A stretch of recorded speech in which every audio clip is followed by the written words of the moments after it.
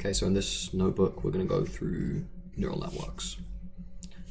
So to start with, why do simple models like this linear model struggle with more meaningful and useful tasks?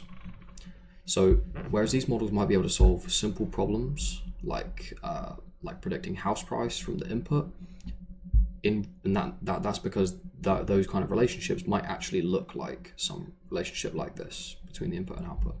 In reality, if we want to solve more complicated problems, well then the function which relates the input to the output is going to look much more complicated, maybe something like this. But even this is it's an over-exaggerated simplification, because this still only has one input and one output. If we're trying to do image classification, for example, every pixel would be an input. And for each of those pixels, we'd have a crazy function like this, which might map to some part of the output. Again, there might be many outputs, maybe an output for each class, or maybe you're even outputting a different image, something like that. So these models are too simple to solve the problems that we actually care about. So we need to build more complex models. So question, can we build more complex models by combining many simple transformations like this linear transformation? So those kind of models, they just apply a single simple transformation, and we want to be able to represent more of them. So what if we can just apply many of them to make a more complicated transformation? You call model with the ability to model a more complex function a model with higher capacity. So here's a diagram of a simple linear model. In this case, there's 3 inputs and there's a single output. And so for each of those inputs, we have a weight, which is that input is multiplied by along this arc, and then that's added to the output. So the output is a weighted sum of these inputs. So what if we took that output and we said, okay, this is meant to represent something slightly more complicated feature which I've computed from my inputs.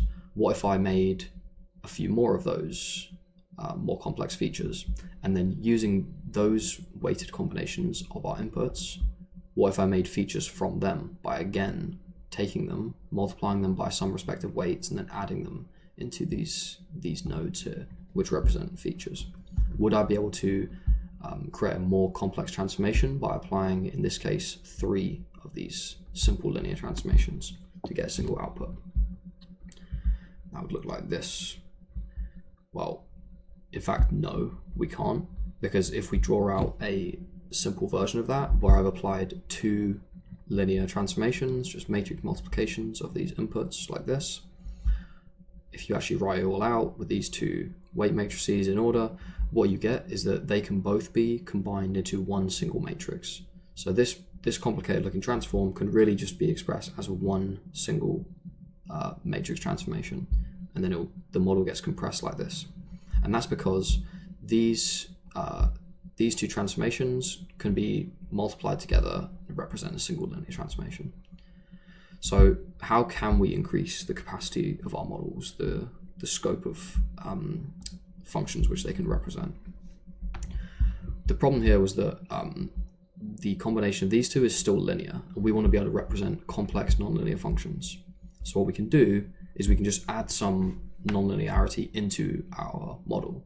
So here I have this same model down here, except after I've applied the first matrix transformation to the input, I've applied some other function, g, to the values which come into these nodes. And this g is just some nonlinear function. Now the output, our prediction, y hat, looks like this. So it's the matrix transformation w2 on this g of w1x. And this g basically is a nonlinear function which gets in the way of these 2 just combining to form some different matrix. And now this function, this is what we call an activation function, and it just prevents that linearity collapsing there. So yeah, what kind of functions might we use as activation functions? It's not like we want to introduce really complicated functions into the model. Ideally, we wouldn't even have to, and we could keep things really simple. So let's try and add in a minimal amount of complexity by using simple activation functions. And here are some of the most common activation functions. So this one is a sigmoid activation function, which just puts any input, which can be a real number, within the range 1 and 0. looks like this. Tan H is similar, except it puts any real number in the range between 1 and -1. And ReLU, perhaps the simplest of all of them, is literally just the output will equal the input if the input's greater than 0, but if the input's less than 0, well then the output will just be 0. Okay, so it's just y equals x, except where x is less than 0, there's no output on that node. So these activation functions would be applied to the inputs to different nodes between each of these layers of transformations. So now we have all the piece of ingredients that we need to understand how we can build more complex models which can represent more complex functions and hence solve more interesting problems.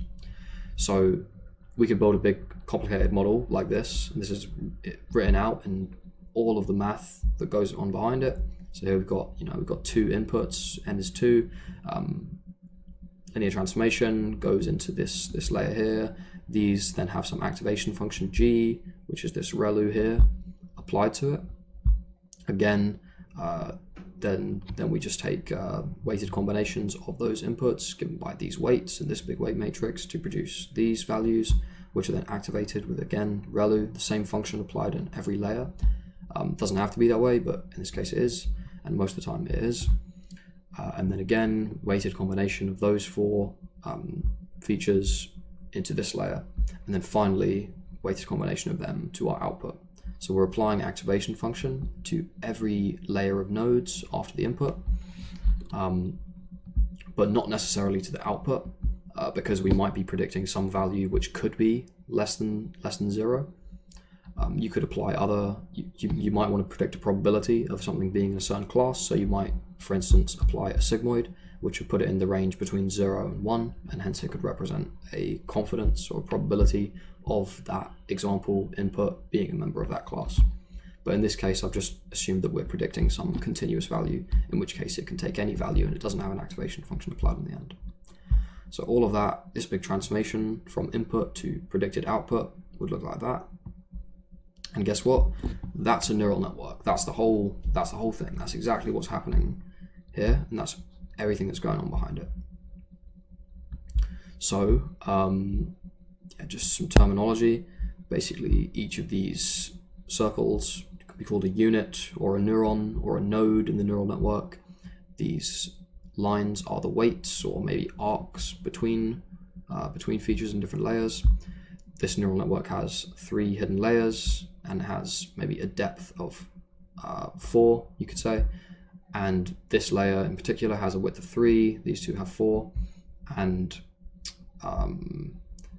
the width of each layer and the number of hidden layers, the depth of the model, they basically make up what you call the architecture of this model. And these are both hyperparameters of the model. Okay, so what can neural networks actually do?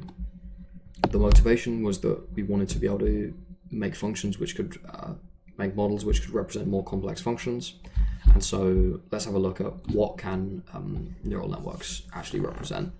So the answer is that they can basically represent any continuous function. Neural networks are general function approximators, and that's pretty much all they are. That's why they're so useful, because whatever the relationship between the input and the output, as long as it's in some way continuous, then we should be able to have a neural network that can model it. We should be able to learn a correct parameterization. That is, we should be able to learn some correct weights of these models, which mean that they can represent these really complex functions. So just to demonstrate how they can do that, if we had a crazy function like this and we zoomed in, we could break it down into discrete steps where each of these is a straight line.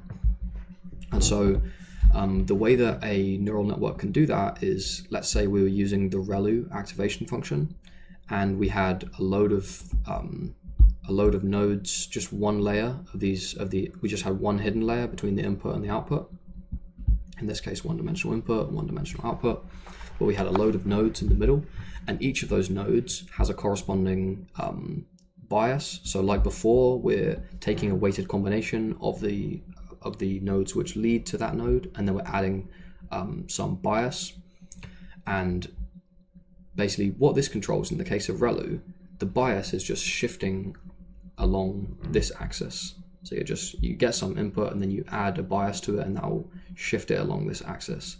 You get some weighted combination of the nodes which lead to this current unit you're looking at, and then you shift it along there using that bias, which is another parameter of the model. I haven't drawn them in here, but obviously all of these nodes would also have a bias applied to them after you've weighted and summed up their inputs and before you've applied the activation function, the ReLU, to them. So the bias is basically controlling at what point does ReLU stop giving anything out. Okay, so beyond, if you look at this neuron here, okay, which is going to be, it's going to have the ReLU activated input, which is shifted by the bias. Well, this node is not going to output anything. It's going to output 0 if x is less than x2. And the same for this one. This node is not going to represent anything if the input to it, this x, is less than x1. And then the output is going to be some weighted combination of these nodes. Okay, so this is I've just written out the equation for what could represent a neural network here. I've just shown 2 of the nodes, but let's imagine it has many to represent these different points here. Basically, every node is only going to output something if its input shifted by the bias is greater than 0. So that bias could control at what point does the ReLU turn on, and that is at what point does this node actually start contributing to the output. So here I've zoomed in even further from this diagram to show that here we've got a gradient change. So we're going up this slope here, and this slope changes at x2. And why is that? Well, that's because this input has become greater than this x here has become greater than x2, and hence this ReLU, the output from this node, has started to become more than 0. And at this point, what does it contribute to the output? Well, it contributes whatever came in. Remember, so ReLU outputs whatever came in, as long as whatever came in is greater than 0. It's going to output that multiplied by this W2. So beyond an input of x2, we're going to have another W2 multiplied by that value added to the input. And the same thing is happening down here. In this section of the graph, this unit will only contribute to the output if the input is greater than x1. So above x1, we're having this W1 multiplied by x, increasing in that direction, added to the output prediction. And then there we're having this W2 also added to this output there. So these two numbers are multiplied by our input beyond this x2. Only this one is multiplied by our input beyond x1, and that gives us our output. So don't worry too much about that, but that's basically a simple demonstration of why the main point is that neural networks are general function approximaters, and they can represent any continuous function. So don't worry about how complicated the relationship between your input and output is. You should be able to, you will be able to represent it as long as it's continuous, even if you just have a single hidden layer neural network. Okay, so why would we have more than that many hidden layers? So in this case, every time the gradient needs to change, we need to have a new node, which represents when there's going to be some addition to the gradient of our output. That is, the gradient's going to change. So if we have a totally smooth function and we need to be able to know how it changes at an infinitesimally small change in x, well then we need an infinite number of nodes to represent all of the very small gradient changes. So what we can do instead is have some finite number of nodes in the first layer and hope that, because they're weighted combinations of the raw input, we hope that they've combined the input in some way. They've had a weighted combination which then shifted by the bias and then activated. We hope that they represent some slightly more complex feature. And then from that first hidden layer, we can try and form more complex features by making weighted combinations of them, shifting them with a bias and then activating them as well. So then we would have our second hidden layer, and we're hoping that as we progress through the different layers of our model, we build up increasingly more complex features that represent higher level details about our input. So let's say we had an image come into our input, for example, the first layers might represent the first layer might have features which represent different kind of edges, so maybe edges in different directions. The second layer then might be linear combinations of those edges, which then might make up shapes. And then we might have some contribution, some weighted combination of those shapes to actually represent some even more higher level features, which might represent actual objects that we care about, faces, people, animals, whatever. And then from that, then we know, okay, we can actually make some classification. Maybe it's like, does this image have a person in? Okay. So yeah, the point there is that we're hoping that with increasing depth, we're hoping to represent increasingly more high level features about our input, which in the final layer, we should actually be able to make a linear combination of to produce the output we want. So how can our neural networks actually learn to model some function? So we've done this before in previous notebook, where we can basically, because these neural networks, they're just functions that we're using to represent input-output relationships. And similarly to a straight line model, they're parameterized. They have weights which control how the output changes with the input. So now they just have a lot more weights. So we have a weight matrix here, 3 weights, a weight matrix here that takes 3 to 2. That means there's 6 weights here, and another 2 weights there. So we can basically do the same thing that we did before, which was this. We pass our data forward through our model to make a prediction. So we take X, pass it through our model, do these weighted combinations, shifts and biases, shift by the bias, and then activate at each different layer to produce an output prediction. Then we take that prediction and we calculate how bad was the model, how bad was that prediction. Maybe we use the mean squared error to calculate the difference between the, a measure of how bad the model is. And then we basically, that's what we call the loss. And then we can differentiate this loss. And what that tells us is, how will the loss change as I change the weights in my model? Or more specifically, what direction will changing the weights increase the loss? And what we want to do is, we don't want to increase the loss, we want to decrease the loss. So instead of moving in the direction of the gradient, which points the direction which we should increase the loss, we'll move in the direction of the opposite gradient. So this is just simple stochastic gradient descent, which again is in another notebook, prerequisite to this. And we can basically just find the direction that moving the model parameters reduces the error, and then move the model parameters a small amount in that direction iteratively using this gradient descent update rule. So we just pass data through, calculate loss, find the direction which moving the weights reduces that loss, and then move them in a small amount in that direction. That small amount is controlled by S alpha, the learning rate, which scales the step size of the steps that you should take in the weights. Okay, cool. So now we need to know. Now we know everything we need to know. We can actually implement that.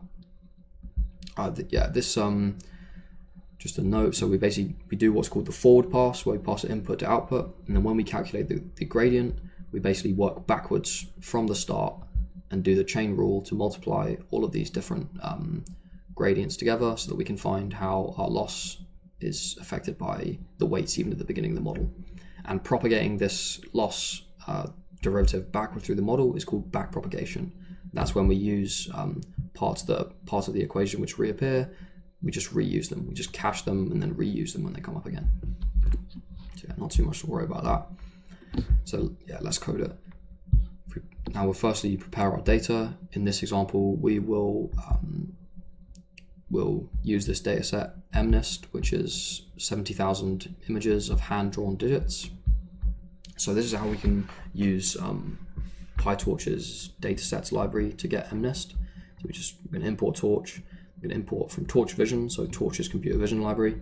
We'll import datasets, and then we can do datasets.mnist, specify where do we want the data to be stored. So this is going to be a folder which it makes if it doesn't already exist.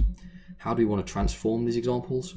They come as Python image library pill images, and then we're also going to import this transforms from Torch Vision.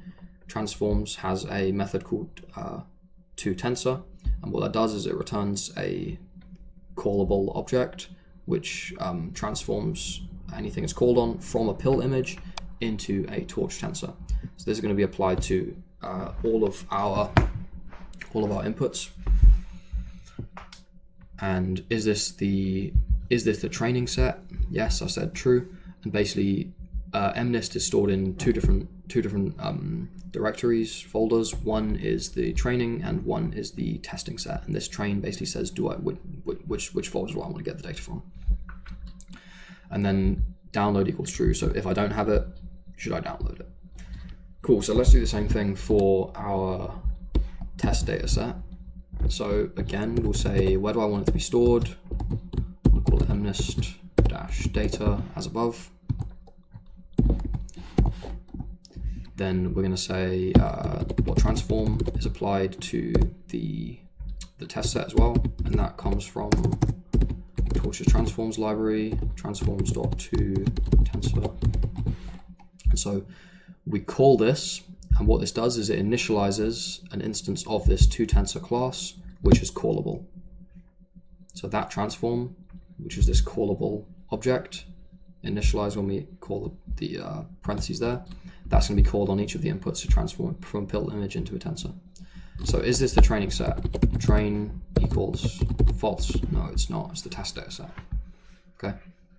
So then we can, let's get the first example. So let's say we'll get the train data.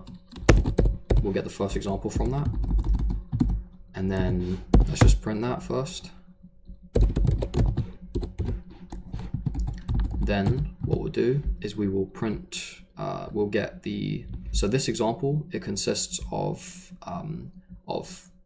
it looks like this. It looks like inputs, sorry, I should say features, and then labels. So the first item in that is a feature. So we'll get the features by doing ex0. Example, the first thing in the example is the labels like that. Then we'll print them. Now we're going to make our transform again. So actually we're going to make a different transform here, and this is so that we can visualize it. So when we've got this data set, we've already applied this tensor transform. So now every example in this list, which is in this list of the data, in this list of the examples in the data set, has become a torch tensor. Now we're going to use a different transform to convert it to a pill image. So again, this is a class, and we're going to initialize it, and it returns us a callable object t, which we can then call on our input. So we're going to call that on x to transform the tensor into an actual pill image. Now these pill images have an attribute called, have a method called show. We should be able to run that there. Okay, yeah. Awesome. Right, so let's just go through everything that's shown up there. The first thing we printed was the example, okay? So it's a tuple. The first thing inside it is a tensor. Down to here. And the second thing in it was this 5, okay? And the tuple ends. So what this is, the first thing in the example that we printed is the actual, is the features, which we've assigned to x there. And the last thing in it is this integer label, which actually represents which hand-drawn digit is this. Okay, so we'll see an example in a second. But yeah, then after we've unpacked it, so we get the features as this tensor, and the label is 5. And then here is that example, which has actually been drawn. That's how one of the examples look. So yeah, this one, hence it has a label 5. Cool, so now we have this training data set and this test data set. What we'll do is we'll split them into, so basically we're going to optimize our model parameters by continuously evaluating it on the test set. But then we can't, there's another notebook on this, but we're going to basically create a validation set so that we can use that to compare how different hyperparameters affect the model performance. So different hyperparameters like the epoch, how many epochs we're going through, the batch size, the learning rate, those kind of things. So what we'll do is we'll do torch.utils.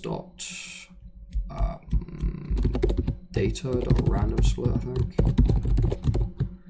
And what this takes is, let's just see if that's a function. Yeah, so that's the right function. So that's how you get it. Torch.utils.data.random split. The first thing it takes in is, what data set am I going to split? Well, I want you to split my training data set, please, and into what sizes is the second answer. So firstly, let's just print, what is the length of our training data set? 60,000, okay?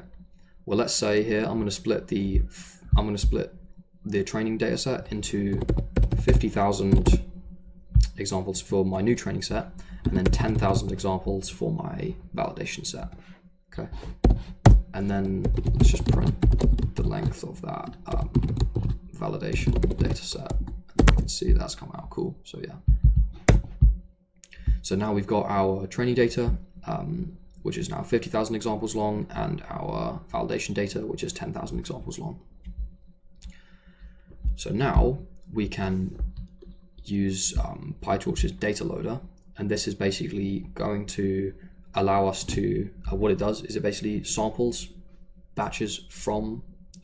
mini batches from the whole data set given a specific batch size, and it also shuffles the data set so that we're not continuously, we don't want to train on all the zeros and then all the ones and then all the twos all the way up to 9, because then by the time through each epoch it's got to the nines, it probably forgotten the useful stuff it learned about the zeros. So if we shuffle up the whole data set first, then we should be able to get more, we should be able to learn to generalize better.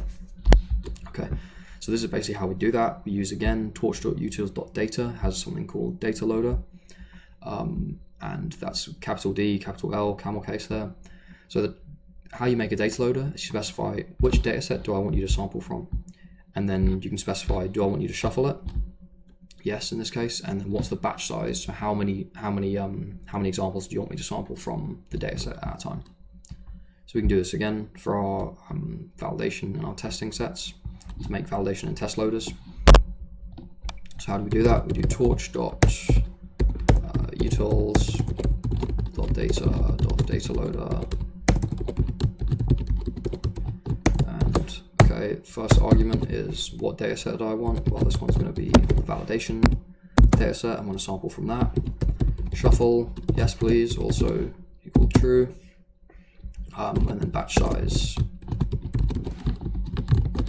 again, I'm going to have as 256, which I specified up here.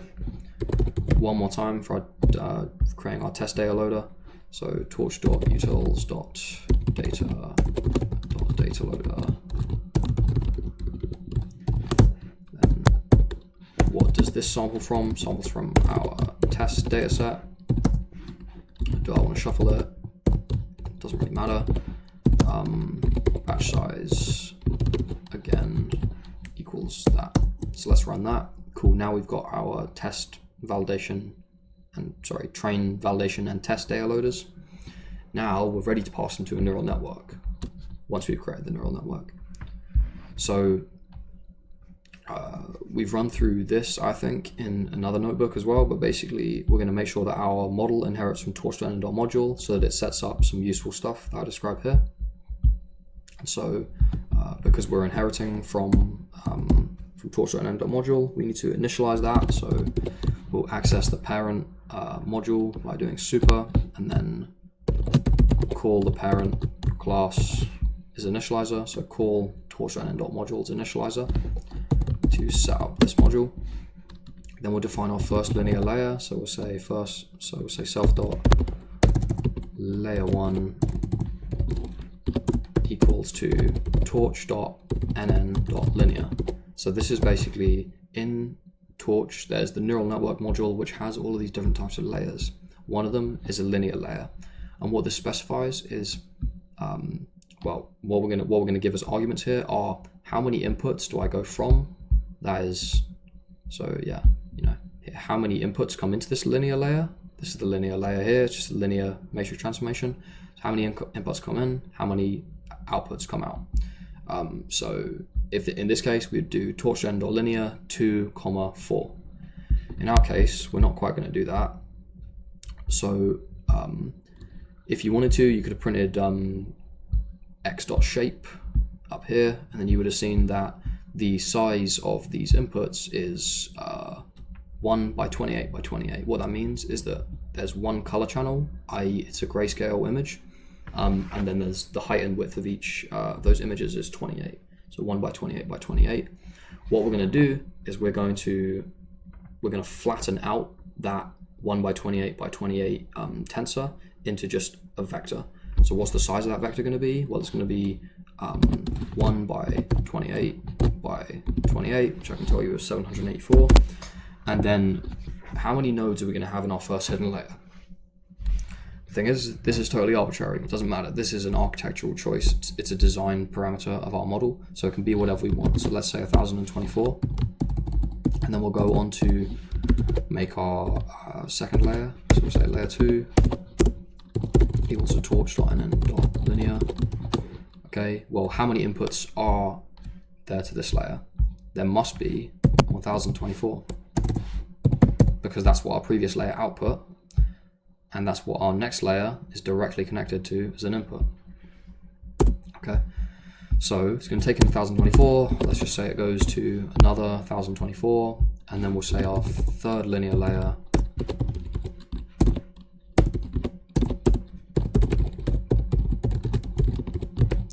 goes from 1024, and again, those could be any numbers. They don't even have to be the same. In fact, just to illustrate that, they could be something like this. Way less parameters now, and how many layers is it actually going to go out to? Well, what we're trying to do is classify each of these input examples as one of 10 different classes, which represent the digits from 0 to 9. So this actually needs to output 10 numbers. It's going to output a vector of 10 and take in an input of 784. Okay, so now we need to overwrite this forward method. We need to define what happens here, because this is what's called when we call our neural network with some input. So when we have made our model called NN, we'll be able to call it like this, and it will apply this forward function to it. Okay, so first thing we're going to do, when we take an X, which is going to be an image, again, of that size 1 by 28 by 28, we need to flatten it out into a vector, okay? So we'll say x is equal to x.view.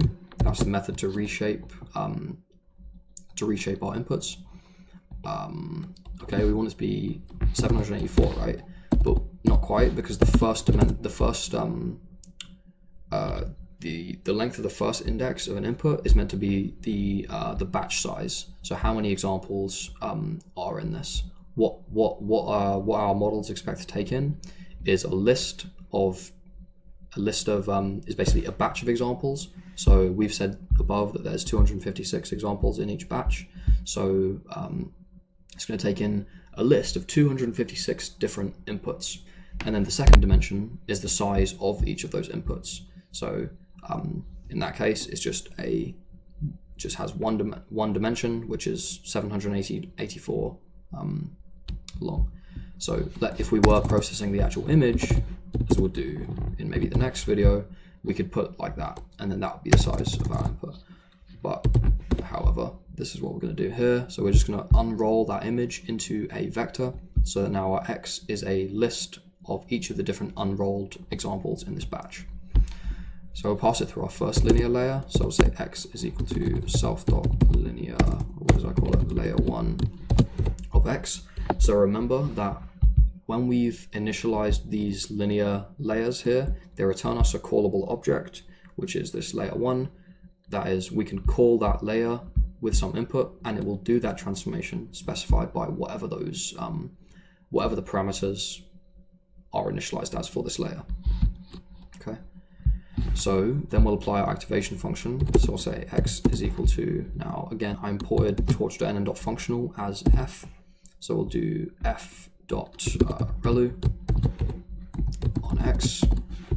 Then we'll pass it through our second linear layer, layer 2 of X. Again, we'll apply this activation function. And then we'll pass through our third linear layer, so X equals self.layer 3 of X. again, pass it through our activation function, and then we'll just return that transformed x, which will now be our predicted output. Cool, so there we've defined and we've made our neural network. Now, let's train our neural network and visualize its performance. So yeah, this is basically what we're going to do. We're going to instantiate our model, create an instance of that neural network, then we'll define how to improve it, specify the optimizer, we'll define how to measure its performance by specifying the loss, then we'll train it, and as it trains, we'll write its loss to a graph and see how this changes as it continues to train over many different batches. Okay, so let's code it up. What do we do first? We need to initialize our model. So we made a class called NN. So we're going to initialize that. What are we going to do now? We're going to specify what optimizer are we going to use. So Torch has Torch. I should have wrote that. Torch.optim. Okay, torch.optim. Let's say we'll use the optimizer Adam. Okay. Well, what should this Adam optimizer actually optimize? It should optimize the parameters of our neural network, which we can get by calling the parameters method of our model. Okay, this optimizer is initialized with a default learning rate as well, but we could also specify that as another keyword argument, LR. So now we will define the criterion. So how are we going to measure how bad this model is doing? What we're going to do is we're going to do torch.nn.cross entropy loss. I think that's the right one. Now we are going to we're going to use TensorBoard, which is a tool for visualizing neural network training. So from torch.utils.tensorboard, we'll import summary writer, and then our writer, which we'll write our data to, will be an instance of that class. So summary writer like that. Now here's the actual training loop. Here's the function which our model is going to train in. So for each epoch, that is for each whole run through the dataset, we will sample mini batches from the data loader. This enumerate just returns an index as well as the actual mini batch, so that we can count which index, which mini batch we're on. So this returns us the mini batch, and then we'll unpack that into the inputs and labels. Remember, each mini batch is just a list of all the inputs for that mini batch and all the labels for that mini batch. Then we'll make a prediction by calling our model, which is called my_nn. We'll call our model on those inputs. Then we'll compute the loss. So we will say, so our criterion is what we've called the loss. So that criterion is a function which measures the difference between the prediction and the labels. So yeah, I've got that prediction from my model, and I've got the labels from the dataset. I'm just comparing those two using cross entropy loss. Okay. Now what we need to do is, so right here, this is where we're going to take the loss, and we're going to do dot backward. And what that does is that basically looks at all the tensors which contribute to that loss, and then differentiates the loss with respect to them, and stores the values of those gradients in those respective tensors .grad attribute. So we've done that in the PyTorch tutorial. Okay, so but every time it puts those values in the .grad attribute of those tensors, it doesn't reset them. It just adds to them. So we don't want to be adding to the old and stale gradients which are stored there. So we need to do optimizer.0_grad, and that will wipe those .grad attributes clean. And then once we've computed the grads, we want to use them to update the model. So we'll do optimizer.step, and that actually uses our optimizer to take a step in the right direction, given the optimization algorithm. It takes a step for each of the parameters which it's meant to be looking after. In our case, the parameters of that neural network. Cool, so then we'll actually call this training function we've written here. So we'll train our model neural network and we'll train it for, let's say, 10 epochs. Okay. Now what we need to do is we need to have installed TensorBoard, and then we're going to run TensorBoard from the command line. So you need to specify a logging directory where it's actually storing, where it's saving the data about the runs. If we run that, so run the command TensorBoard with specifying where the log there is. So in this location, I have a directory called runs, and then you can go to localhost here, and this is where it's writing this data. So don't need all of them, but if we run this now, okay, invalid syntax.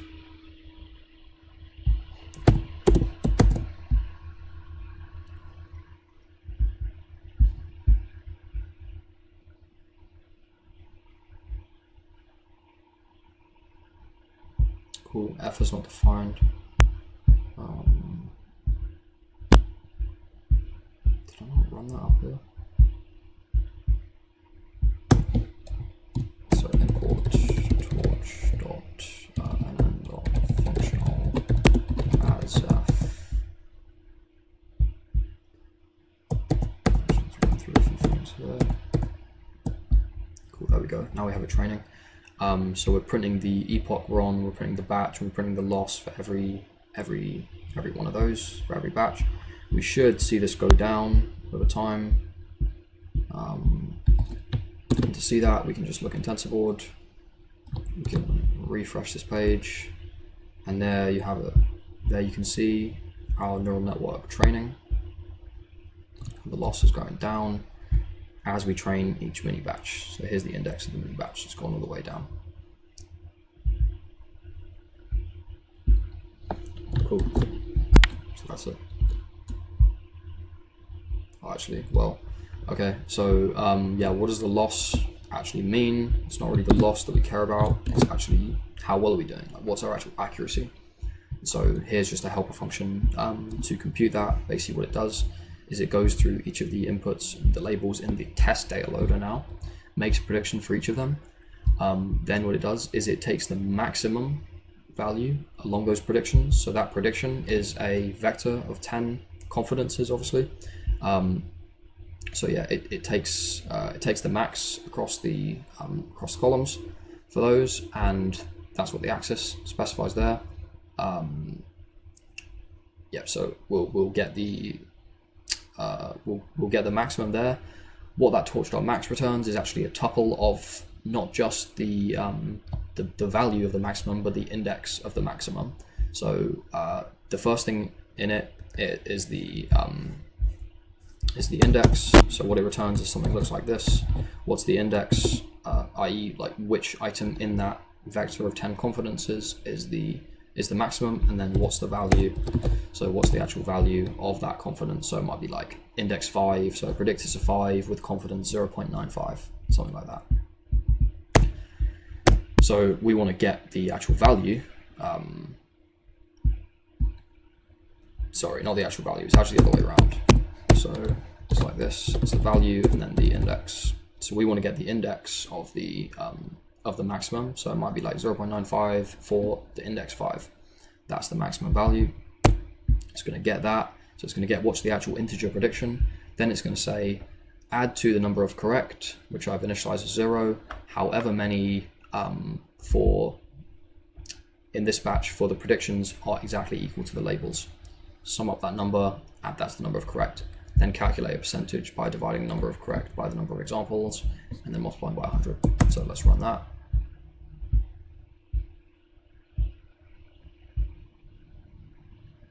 Okay.